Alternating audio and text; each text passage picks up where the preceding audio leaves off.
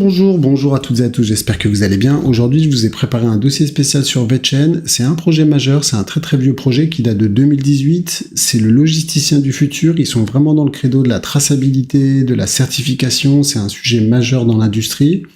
Et ce qui est super intéressant, c'est que vous allez voir, il y a énormément d'actualités encore récemment. Il se développe énormément sur 2022 dans tout ce qui est système de paiement, donc c'est un concurrent de Bitcoin. Il se développe aussi, c'est assez étonnant, dans les NFT. Et enfin, au niveau de la configuration, j'ai mis ça comme couverture, comme ça c'est simple. Vous verrez qu'au niveau de la configuration graphique, c'est ultra explosif. Ça fait très longtemps que j'attends cette config sur VeChain, et c'est pour ça que je fais cette vidéo. Donc VeChain, c'est dans le top 100, c'est un dossier plutôt très connu quand même. Et son token, le VET, ça vaut 1,86 milliard de dollars, c'est en 34e position. Donc ça fait vraiment des très gros projets dans le top 40. Il s'échange 81 millions, il n'y a pas un énorme engouement, mais c'est à peu près toujours entre 3 et 5% sur ce token, ça veut dire que ça tourne pas mal, et ça fait beaucoup moins bien que le Bitcoin et l'Ethereum. Ça baisse, et on verra qu'il y a énormément d'actualités, la configuration graphique aussi est hyper intéressante, et le mix des deux fait que je pense que c'est un dossier ultra dynamique pour les prochaines semaines. Alors pour rappeler brièvement ce qu'ils font, à l'origine, donc ça a été créé en 2018 en Chine, et c'est important, ça a été créé par Sunny Lu, donc c'est l'ancien directeur des technologies chez LVMH en Chine. Donc il connaît très bien le secteur du luxe, avec bien évidemment un sujet majeur qui sont les contrefaçons, et en plus il était en Chine, qui est la capitale mondiale de la contrefaçon. Et donc, il a vraiment une position hyper intéressante. Il travaillait donc chez Louis Vuitton, directeur des technologies en Chine. Ce qui est intéressant, c'est qu'il a monté une très grosse équipe, un gros board avec des experts aussi bien de la logistique, du e-commerce et des technologies blockchain. Et ce qui est intéressant dans leur développement, c'est que dès le démarrage, ils sont dans le concret. Ça veut dire qu'ils ont démarré dès le début sur des vrais cas. Il venait de chez Louis Vuitton, il a démarré tout de suite avec le luxe et de plus en plus dans la logistique, dans la traçabilité. Et donc, ils ont un partenariat aussi, c'est la grosse actu, partenariat historique en avril 2022 avec Alchemy Pay, qui est vraiment un très gros, l'un des leaders mondiaux des solutions de paiement dans le monde. Et ça leur ouvre la porte de 2 millions de commerçants dans le monde. Et donc, il y a 2 millions de commerçants dans le monde qui utilisent VeChain depuis avril comme un moyen de paiement, comme on pourrait utiliser le Bitcoin ou d'autres crypto-monnaies. Ce qui est intéressant avec cette blockchain, c'est que c'est une blockchain à faible émission de CO2, avec tout ce qu'on entend sur l'écologie, Mika et tous ces trucs-là. Je pense que c'est un gros différenciant. Et aussi, très important, faible coût. Donc, faible émission de CO2, faible coût. Ils sont dans la logistique à l'origine, et maintenant, de plus en plus, ils vont dans les solutions de paiement. C'est du concret, ça date d'avril 2022, et c'est tout de suite 2 millions de commerçants, donc c'est énorme. Au niveau de la tech, l'ICO s'est fait en août 2018 à 1 centime. Ils ont démarré comme tout le monde à l'époque sur Ethereum, et ensuite c'est intéressant, ils ont créé la VeTor pour supporter le projet VeChain. Pourquoi ? Pour des problèmes bien sûr de scalabilité qu'il y avait sur Ethereum, qu'il y a toujours d'ailleurs. Et l'idée c'est que le VTHO, il y a deux crypto-monnaies, il y a le VTHO qui sert finalement d'énergie, et le VET qui est la monnaie électronique, le token le plus connu. Et donc, c'est intéressant parce qu'en sortant d'Ethereum, ils n'ont pas eu le choix, ils ont dû créer une blockchain d'infrastructure et ils ont créé VeTor, qui est aussi une blockchain d'infrastructure. Et finalement, VeTor à elle toute seule, c'est un concurrent d'Ethereum. Donc, au niveau de leur concept technique, c'est ce qu'ils appellent du Proof of Authority. Donc, il y a 101 validateurs et il y a 101 Authority Masternode. Et le défaut souvent qu'on évoque quand on parle de VeChain, c'est, outre le fait que c'est un projet chinois, c'est que c'est potentiellement légèrement centralisé. Ça, moi, j'en sais rien. Ça veut dire que j'ai pas d'éléments qui me permettent de dire que c'est légèrement centralisé. Mais de toute façon, dès que c'est, parce que le Proof of Authority est un dérivé du Proof of Stake, et dès que c'est du dérivé du Proof of Stake ou du Proof of Stake, on se pose toujours la question, en fonction du nombre de validateurs, est-ce que c'est vraiment décentralisé ? C'est légitime de se poser la question. Mais en tous les cas, j'ai pas du factuel pour dire c'est légèrement centralisé, mais c'est c'est un peu l'avis général qu'on retrouve dans les analyses tech sur VeChain. Ce qui me plaît énormément dans VeChain au niveau tech, c'est qu'ils ont juste utilisé un principe de base quand même des blockchains, qui sont que les choses sont infastifiables. À chaque fois que vous rajoutez des blocs, vous ne pouvez pas toucher les blocs précédents.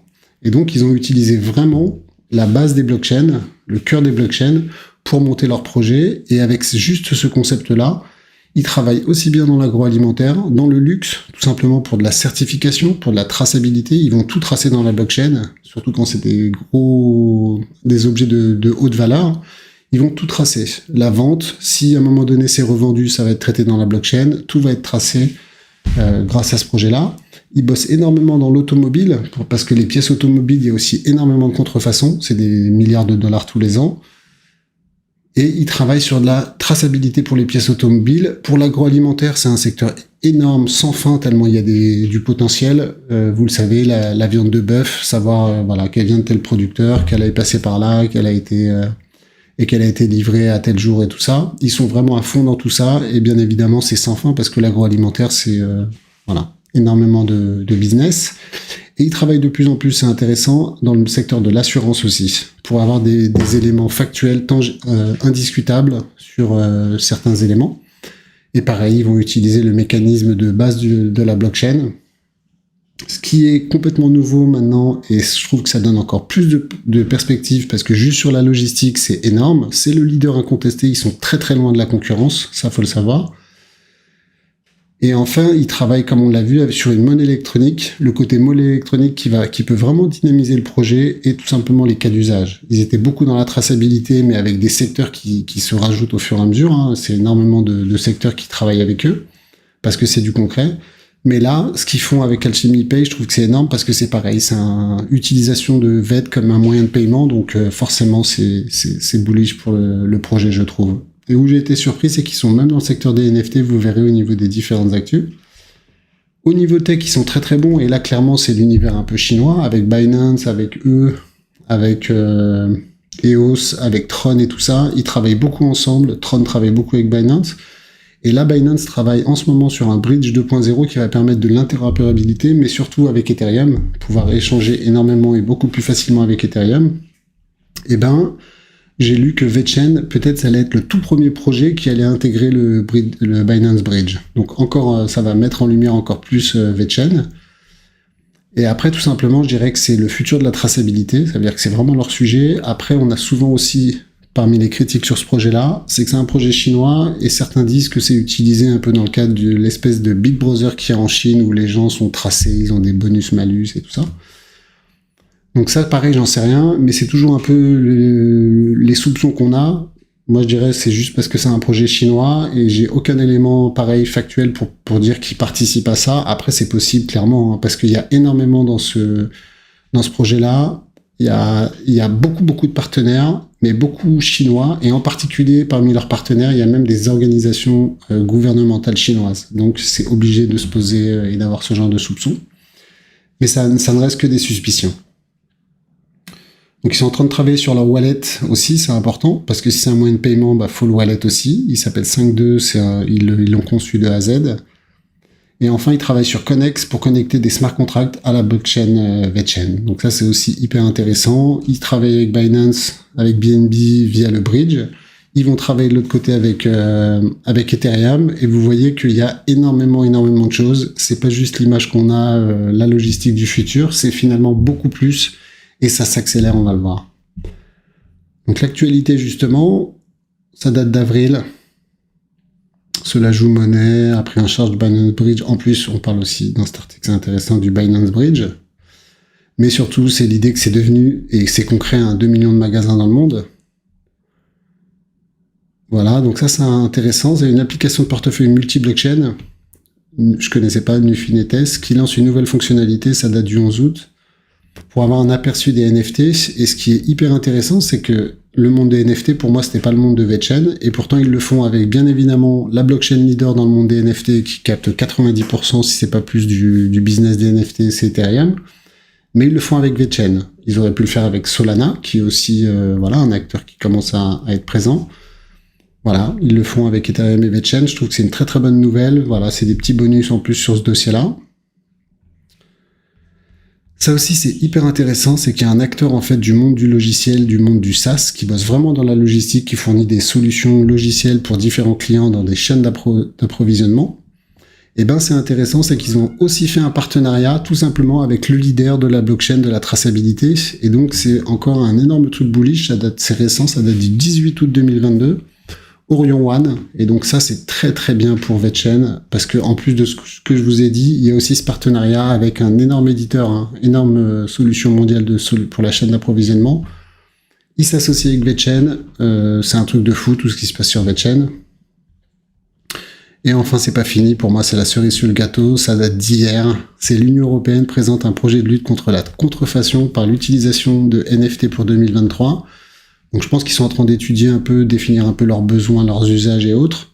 Aujourd'hui, le leader incontesté, très très loin devant tout le monde, qui bosse avec énormément d'entreprises mondiales, et comme on le voit maintenant avec un éditeur de logiciels et tout ça, je pense qu'ils vont choisir VetChain, et ça serait encore une information de fou. Donc là, par contre, j'anticipe un peu. C'est pas sûr qu'ils vont le faire avec VetChain, mais j'ai été impressionné parce que je me suis dit qu'à un moment donné, l'Union européenne, ça peut être hyper intéressant. Donc on apprend dans cet article qu'ils bossent sur ça. C'est positif pour VetChain, et en même temps, ils rappellent qu'ils bossent aussi peut-être sur 2023 sur Mika. Mais ça, c'est une très très bonne nouvelle. C'est pas dit que ça va être VetChain, mais vous voyez qu'en termes d'actualité, de tout ce qu'ils développent, rien que sur l'année 2022, c'est monstrueux. Et pourtant, parce qu'on va finir par le graphique, et pourtant, je trouve que c'est du grand n'importe quoi. Ce qui me plaît beaucoup sur VetChain, c'est que ce trend-là, il tient super bien. Ça veut dire que depuis que ça existe, ça tient ce trendline, donc il est vraiment important. Je pense qu'on le cassera pas par le sud. Donc c'est ça aussi, avoir de la conviction de temps en temps.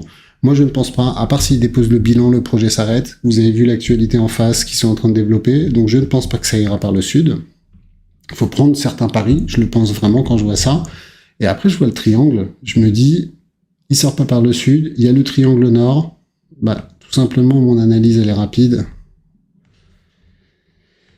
Hop, la décision, elle va se faire ici, quoi. Elle va se faire ici, elle va se faire entre mi-septembre et mi-octobre. Voilà, tout simplement. Et est-ce que ça ira par le sud? Je ne pense pas. C'est possible, bien évidemment. Je ne le pense pas. On va aller regarder en quotidien quand on zoome. On voit que c'est en train de définir aussi. Alors moi, je l'attendais peut-être un peu plus bas. J'en ai déjà dans mon portefeuille 10K pour aller à 100K, bien évidemment. L'idée, c'est que je vais compléter cette ligne très prochainement. Ce qui me plaît beaucoup aussi quand je regarde en quotidien, ici, c'est qu'on a la moyenne mobile 200 qui commence à bien converger avec les moyennes mobiles 50 et 100, là, clairement. Et en plus, elle converge avec le haut du triangle. Donc là, les moyennes mobiles 50 et 100, elles sont juste là. Il en faut pas beaucoup pour que ça pète, moyenne mobile 50 et 100. Et si ça allait en plus aux 4 centimes, ça exploserait tout. Et voilà, quoi, ça serait un énorme retournement. Et comme je dis souvent, l'histoire est complètement différente après. Pour finir en 4 heures, comme je vous l'ai dit, je l'ai attendu longtemps, comme beaucoup de dossiers d'ailleurs. Essayer d'aller trouver vraiment les plus bas précisément. Le marché souvent aime bien ne pas nous donner raison sur ça, et souvent ça rebondit juste dessus, et là patatras, comme sur plein de dossiers, sauf que là j'en ai pris au mois de juin dans mon portefeuille 10K, donc je les ai achetés vraiment pas mal. J'attendais, et là, de manière un peu macro, c'est pas complètement... hop.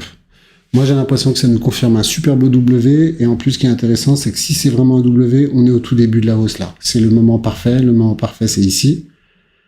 On le tape jamais parce que voilà, mais là on est vraiment sur des super beaux niveaux pour tout simplement rentrer sur ce dossier-là. Moi je suis déjà là et je pense que je vais accélérer. Après l'idée, ça dépend d'autres dossiers sur lesquels peut-être je vais prendre de la plus-value. Voilà, je fais aussi de la gestion de portefeuille, je sors pas forcément de la liquidité.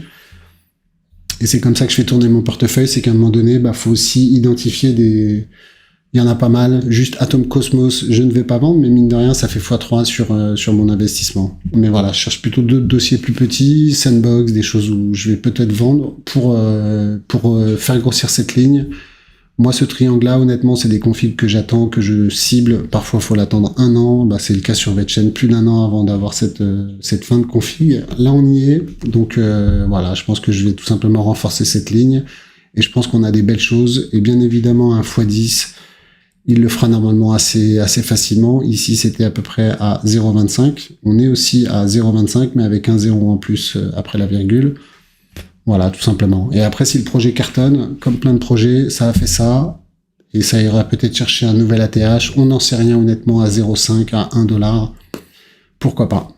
Donc, en tous les cas, ce sera tout pour moi. J'ai essayé de vous faire un dossier complet sur VetChain, parce qu'il se passe plein de trucs, et je pense que c'est le bon moment d'en parler. J'espère que ça vous a plu. Si c'est le cas, n'hésitez pas en tout cas à vous abonner, à liker, ça m'aide énormément. Merci beaucoup et ciao à toutes.